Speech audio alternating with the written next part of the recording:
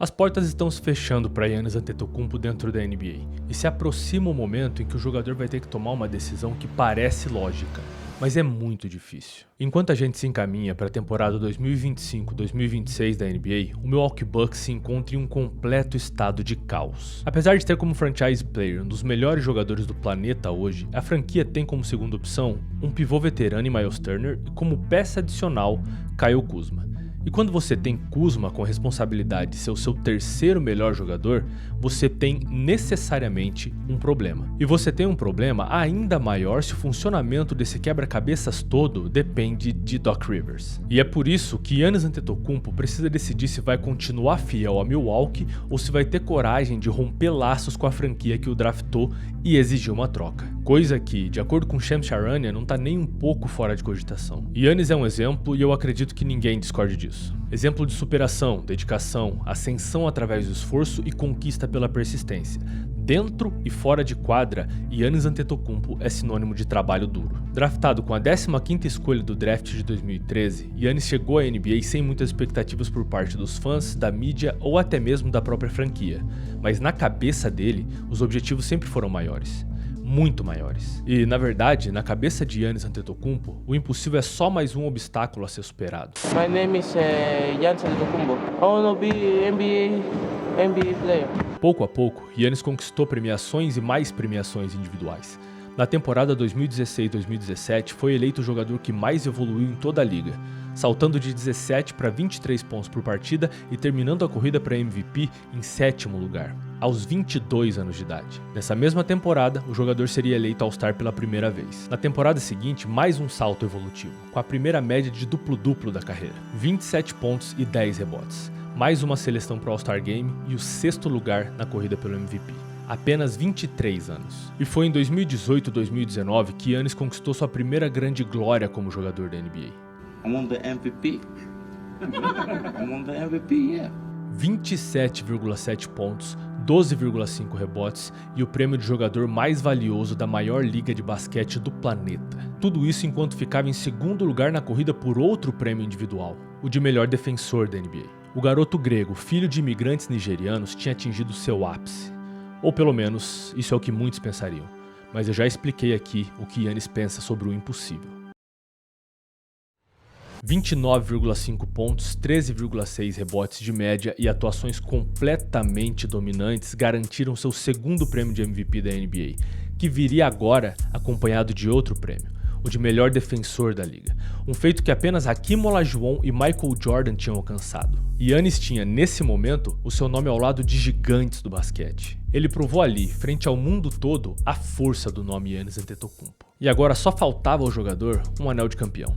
Um item desejado por todos, um que tantos nomes premiados e reconhecidos ao longo da história da NBA foram incapazes de conquistar.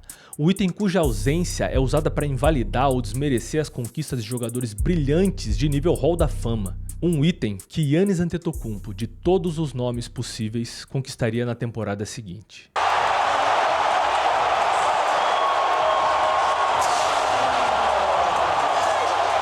Mas, infelizmente, todo verão acaba e todo carnaval tem seu fim. De todo o elenco que foi campeão ao lado de Giannis, apenas um jogador permanece no time dos Bucks, e esse cara é o Bobby Portis, um jogador de 13,9 pontos e 8,4 rebotes de média. Os Bucks trocaram Jrue Holiday por Damian Lillard e hoje não tem nenhum dos dois no elenco. Giannis e Dame pouco tiveram chance de realmente fazer com que o jogo entre os dois funcionasse e se encaixasse. Lesões, uma construção tática medíocre por parte da comissão técnica, limitações no elenco e um final melancólico que aconteceu acompanhado da pior lesão que um atleta pode ter dentro dos esportes. A passagem de Damian Lillard nos Bucks talvez fique na história como uma mera imagem naqueles característicos posts que dizem jogadores que causam estranheza vestindo a camisa de outros times.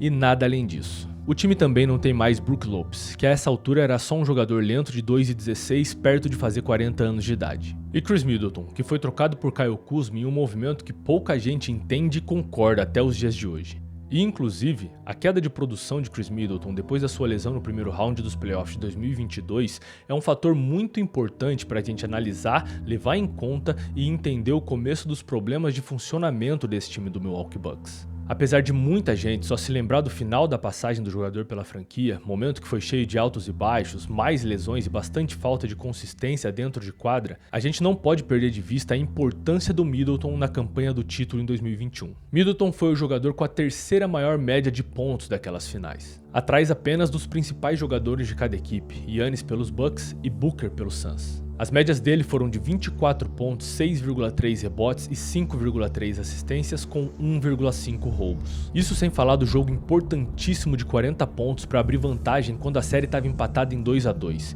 E a história mostra pra gente que times que venceram um jogo 5 em situações de empate como essa, acabaram como campeões daquela temporada em 74,2% das vezes. Anotar 40 pontos em um jogo como esse não é qualquer coisa e não é para qualquer jogador. E eu ouso dizer que não só nas finais, mas naquela corrida de playoffs como um todo, Chris Middleton foi um ótimo defensor, além de ser alguém a quem Giannis podia recorrer para fechar jogos, visto que o grego ainda não tinha sequer um arremesso confiável de meia distância no passado. A falta dessa versão do Chris Middleton com certeza é muito sentida pelo Giannis. E é um arquétipo de jogador no qual os Bucks deveriam se espelhar para buscar reforços.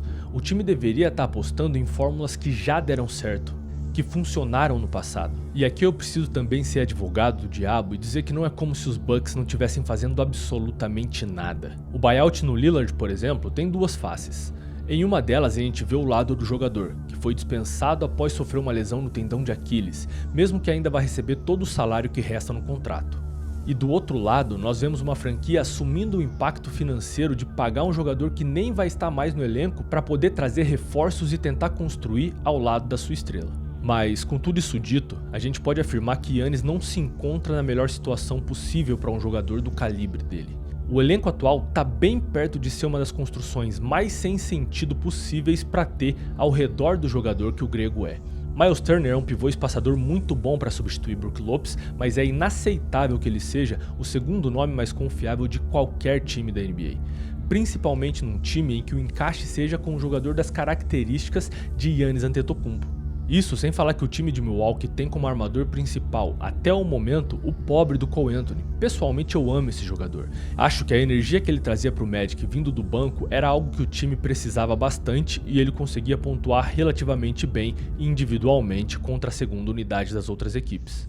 E digo relativamente porque ele entregava 9,4 pontos de média em 18,4 minutos de quadra, o que são números muito bons de média de pontos em relação à minutagem. Mas isso não anula o fato de que ele é um armador baixo que é comumente explorado em mismatches no lado defensivo e que atacando situações de corta-luz tem bastante dificuldade de criar bons passes, seja para um jogador girando para dentro ou abrindo para a linha dos 3 pontos. E para fechar esse caixão, o torcedor dos Bucks precisa agora se apegar na possibilidade de uma evolução no basquete de Kevin Porter Jr., um jogador que já tem 25 anos e que teve 10,3 pontos de média na última temporada e praticamente não arremessa da linha dos 3. E é por isso que eu repito, Giannis precisa tomar uma decisão muito difícil, e essa decisão é confrontar o front office e pedir uma troca. Ao mesmo tempo que insiders confiáveis da NBA dizem que isso tem acontecido e que o próprio jogador tem dado declarações sobre estar aberto a buscar a melhor chance de vencer, mesmo que essa chance seja fora de Milwaukee, Giannis também dá declarações do tipo: eu não sou o tipo de jogador que manda uma mensagem pedindo uma troca, eles teriam que me expulsar daqui. Então eu te pergunto agora, será que essa não é uma situação parecida com a do tão breve companheiro de Bucks, Damian Lillard? Dame ofereceu todo o seu auge e fidelidade aos Blazers, e quando saiu, já era tarde demais para vencer fora de lá. O jogador dedicou tudo o que tinha a uma franquia que não retribuiu sua dedicação com as melhores condições para vencer. É claro que eu não ignoro a enorme diferença que é o fato de que Giannis venceu um título com os Bucks enquanto o Lillard nunca conseguiu isso. Eu sei o quanto esse nada pequeno detalhe torna as situações distintas apesar de semelhantes e pesa muito numa decisão como a de pedir uma troca. Mas você, que está me assistindo aqui agora, não acha que isso só adiciona mais obrigação ainda aos Bucks em ter que ceder ao grego as melhores situações possíveis para buscar mais um título? Afinal, ele já provou pro front office, pros fãs e até mesmo pros haters que ele tem o que é necessário para conquistar um anel de campeão. E se os Bucks estiverem dispostos a desperdiçar o que resta do auge do cara que é top 3 indiscutível na NBA nos últimos 6 ou 7 anos, esse cara também tem o direito de estar disposto a fazer a escolha, por mais que seja difícil, de buscar um ambiente mais competente e competitivo para explorar todo o potencial que o mundo inteiro sabe que ele tem. A escolha é difícil para Giannis porque ele vem em Milwaukee, a cidade que o acolheu e onde ele criou raízes desde que ninguém além dele mesmo acreditava no próprio potencial. Mas Giannis já pagou essa dívida e não pode permitir que as portas da NBA se fechem por seu talento sem que ele tenha no mínimo mais uma chance de provar sua grandeza. E é praticamente impossível que essa chance aconteça nos Bucks. Mas vale lembrar que, para todos os efeitos, para Giannis Antetokounmpo, o impossível é só mais um obstáculo a ser superado. Um como qualquer outro. Curte esse vídeo se você gostou do conteúdo e considere se inscrever no canal para não perder os próximos. Para ver outro vídeo agora, é só você clicar nesse que está aparecendo aqui na sua tela. Até mais e eu te vejo no próximo.